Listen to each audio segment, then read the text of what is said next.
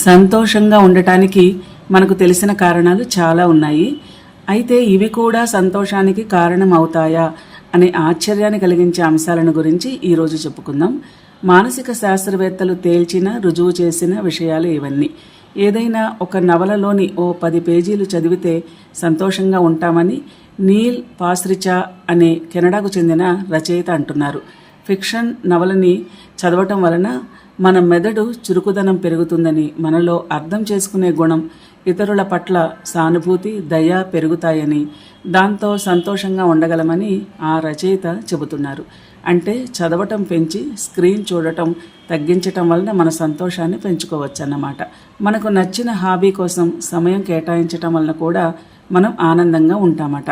అది మనకు మనం ఇచ్చుకునే బహుమతిగా మన బ్రెయిన్ ఫీల్ అవ్వటం వలన అలా అనిపిస్తుంది. మనకు బాగా కోపం ఉన్న వ్యక్తిని క్షమించినా మనకు సంతోషం కలుగుతుందట. ఒక అధ్యయనం ప్రకారం పిల్లలున్న తల్లిదండ్రుల్లో తల్లుల కంటే తండ్రులు ఆనందంగా ఉన్నారని గుర్తించారు. తల్లుల కంటే తండ్రులు పిల్లలతో ఎక్కువగా గడపడమే ఇందుకు కారణమని తెలుస్తోంది. కనుక తల్లులు కూడా ఇంటి పనులు తగ్గించుకుని పిల్లలతో ఆడుకోవాలని ఆ పరిశోధన నిర్వహించిన మానసిక శాస్త్రవేత్తలు చెబుతున్నారు. బలమైన అనుబంధాలు సంతోషాన్నిస్తాయని హార్వర్డ్ అధ్యయనంలో తేలింది. మీరు ఇంట్రావర్టులైనా ఎక్స్ట్రావర్టులా నటిస్తే సంతోషంగా ఉంటారని ఒక సైకాలజీ ప్రొఫెసర్ చెబుతున్నారు. 2015లో కాలిఫోర్నియా యూనివర్సిటీలో ఒక పరిశోధన చేశారు.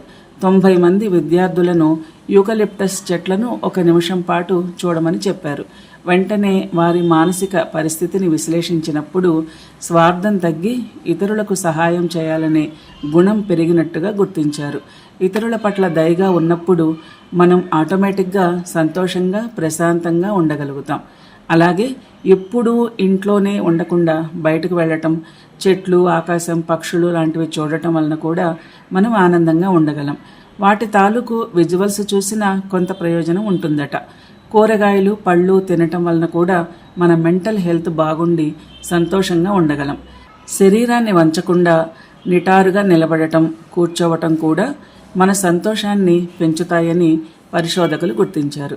6 గంటల కంటే తక్కువ నిద్రపోయేవారు 7:30 నుండి 9 గంటల పాటు నిద్రపోయేవారి కంటే 30% తక్కువగా ఆనందంగా ఉన్నట్టుగా పరిశోధనల్లో తేలింది. కనుక సరిపడా నిద్ర కూడా సంతోషకారకమే. నీరు ఉన్న ప్రాంతాలలో నీటికి చేరువగా నివసించేవారు సంతోషంగా ఉంటారని ఒక అధ్యయనంలో తేలింది.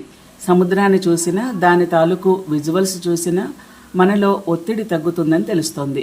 యూనివర్సిటీ ఆఫ్ వెర్మాంట్ సైంటిస్టుల పరిశోధన ప్రకారం మనలో బుధవారాలు సంతోషంగా ఉండగల శక్తి చాలా తక్కువగా ఉంటుందట.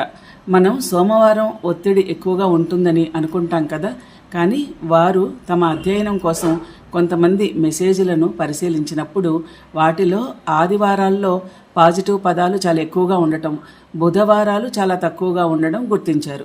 దీనిని బట్టి బుధవారం సంతోషంగా ఉండేలా ప్రత్యేకంగా ఏదైనా ప్లాన్ చేసుకోవడం మంచిదని వారు సూచిస్తున్నారు. ఎండలోకి వెళ్ళినప్పుడు సన్ గ్లాసెస్ ధరిస్తే సంతోషంగా ఉంటామని ఒక న్యూరో సైంటిస్ట్ అంటున్నారు. మనం ఎండలోకి వెళ్ళినప్పుడు కళ్ళు చిట్లించి చూస్తాం కదా, దీని వలన మన నుదిటి మీద ఉన్న ఒక కండరం ఉత్తేజితం అవుతుందట.